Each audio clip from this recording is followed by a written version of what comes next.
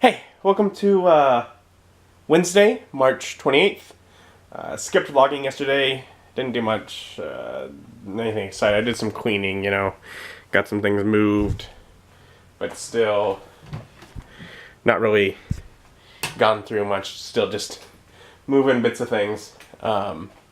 Today I got off work a little early. It was nice and tired. I don't know. I need to do a little editing work, but also laundry, and I'm hungry and all that. So I'm not really sure what I'm gonna do right now. So I got some laundry going, and I started editing, and there's a computer glitch made me have to redo part of it, and that made me upset. And so I'm like, nope, I shouldn't be that upset by something that simple. I'm used to dealing with that. I'm too hungry, so I'm gonna go figure out food now, because if little things like that upset me, it usually means I'm pretty hungry. And after a brief stop by my mom's to get mail and the gas station to fill up my car, I am here at Moe's. And really, I mean, it's, it's the lesser quality Chipotle, but it's closer. And they sent out a coupon that's a buy one burrito, get one free. So, it's a good coupon. It's, it'll be alright. So I got 2 burritos and a giant bag of chips. Obviously, I don't need to eat all that right now. I'll probably have one of the burritos, some of the chips, and hope the rest of it will heat up later when needed. I'll eat enough to hopefully be able to get back to editing and do so with a better attitude. And here, holding this burrito, I can't help but think, man, this burrito is so tiny compared to a Chipotle burrito. It's like, it maybe reaches half the size of a Chipotle burrito.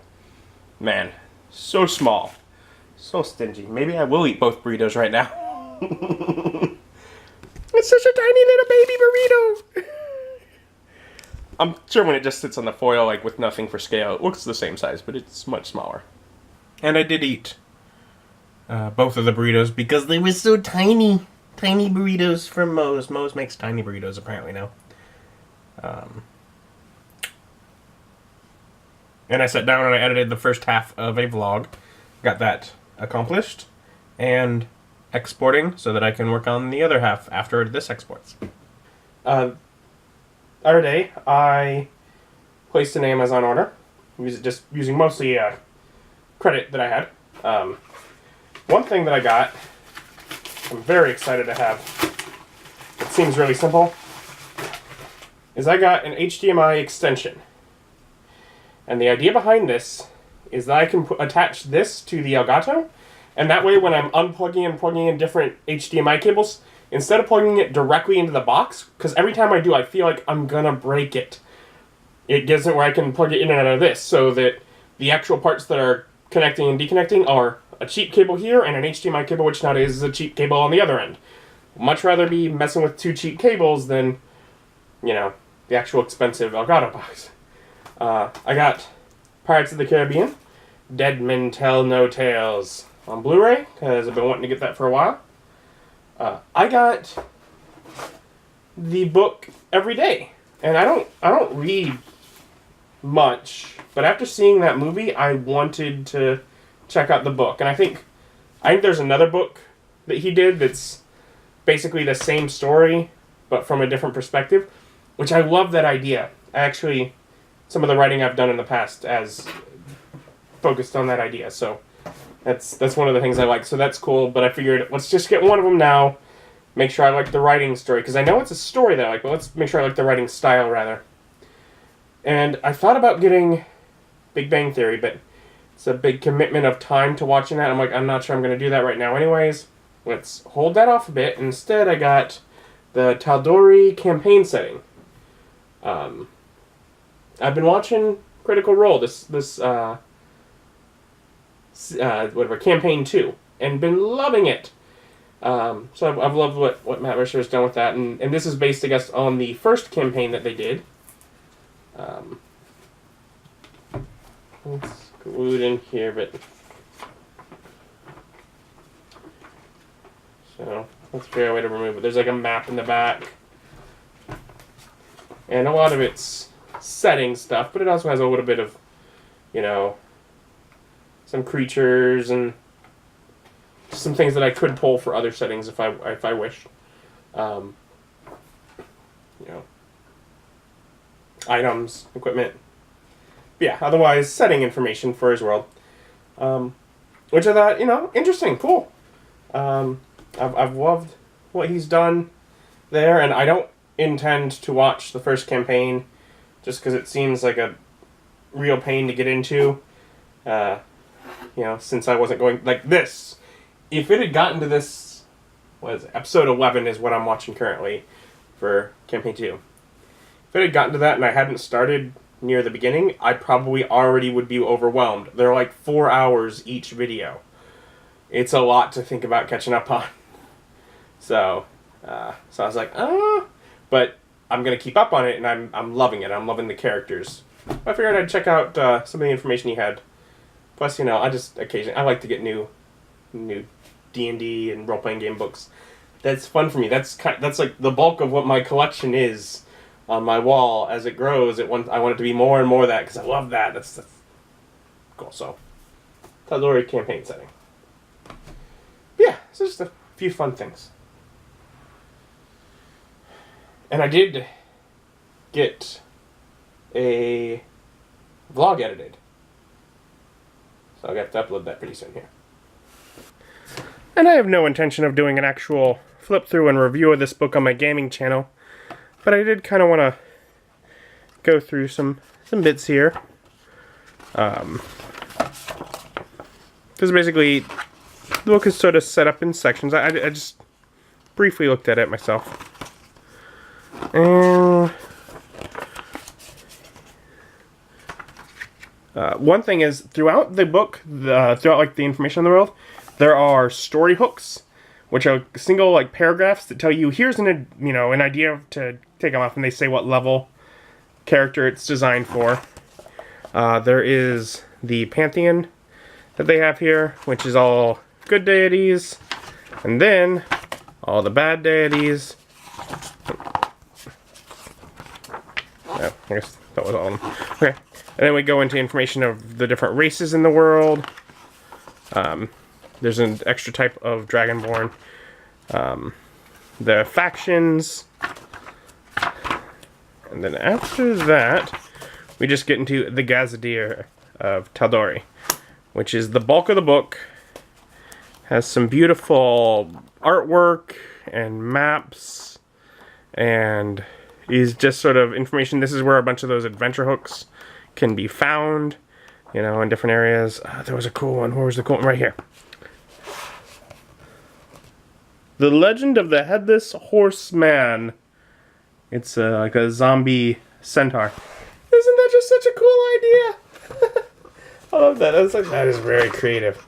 But then when we get past the Gazetteer section, we get to character options, which has what I believe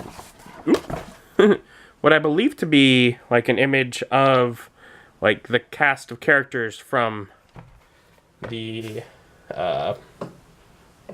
YouTube campaign. So for people that watch that, very cool.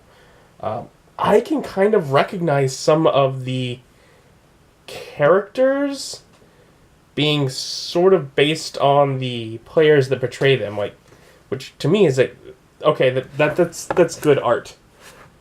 Some of them I'm not even sure if that's they may not intend to do that anyways, but I think some of them they kind of tried to do that, and you can tell. But there are some player class options: Blood Domain for clerics, Path of the Juggernaut for barbarians, Rune Child for sorcerers. A little thing that says to go to dmsguild.com to get more. Way of the Cobalt Soul for monks. Then we get some background options, and we get some new feats. I did not read all of the feats. I read one of the feats. I liked that feat. It's dual focused, which basically is a way for you to focus on concentration on 2 spells, taking up your standard action each turn to do so, and with some big drawbacks on the concentration and having to do that. So making it where it's a big investment to try and do it, but at least giving you the option. There are Vestiges of Divergence, which are basically magic items, and they have throughout, in little groupings, images for each item. And there's a number of them, and basically it's an item that, says, here's some basic stuff it does, here's what it does after being awakened, and then here's what it does after being exalted, with the idea being story landmarks happen that let you go to the next stage. Generally, it'll be standard from levels 1 to 8. Around level 9-ish, or somewhere, within a few levels of that, it, might become awakened, and then after, like, level 16, somewhere around there, become exalted. Sort of giving you, here's the idea of when it should go to the next power point, but saying, let it be based on stressful situations, or cool story moments for when the item, that is sort of tied with the character doing that. And it's kind of cool. They have a good number of them. And then they just do little optional campaign rules and guidelines. Being able, just things to speed up, if you have a larger party and people don't feel like they do things, maybe let people take potions quicker. Or a feat. One of the feats to do spells. Multi-spell. I almost want to just do this arduous rally just in my game. Basically the idea being of, you want to do a super short rest, short rest of an hour too long. Let's do a 5-minute, any hit dice you spend to get hit points, you get half as many as normal, and you suffer a point of exhaustion for doing it, but sort of letting you do an even faster rest with some downsides. I'm like, okay, that's a cool idea, if needed in the moment. They give a list of a number of alternate resurrection rules, just to make the way resurrection works different.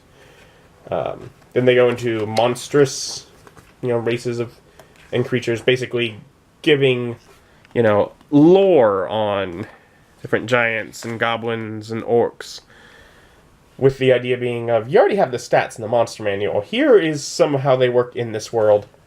And then the allies and adversaries of Tal'Dorei is peoples or people groups, and that's where we get new stat blocks for different creatures and groups and people and all of that fun stuff. So, and an index at the back.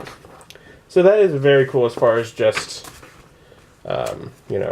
few, any new stat blocks are always helpful, but, just in the right moment. And then we get this fold-out map that comes in it. The Realm of Tal'Dorei. That, is very pretty.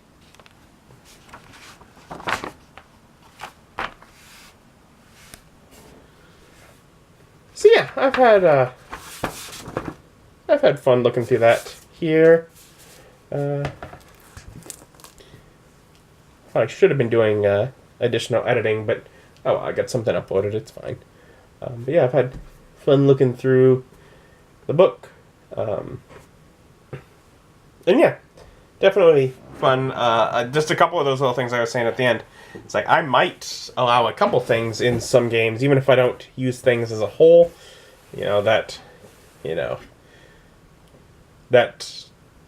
option for a faster short rest with downsides, I might offer that if the players really needed it, or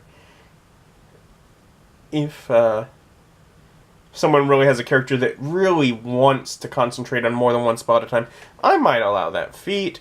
Just some things I might pull out of there, and I might just flip through and get some adventure ideas from those adventure hooks. Even if I don't have these same locations, it's still, I can find something similar and say, okay, I'm going to pull this for that situation. So definitely more of a tool for me to mine from, and also just cool to have, because I'm liking what Critical Role is doing. So yeah, it's fun book to look through.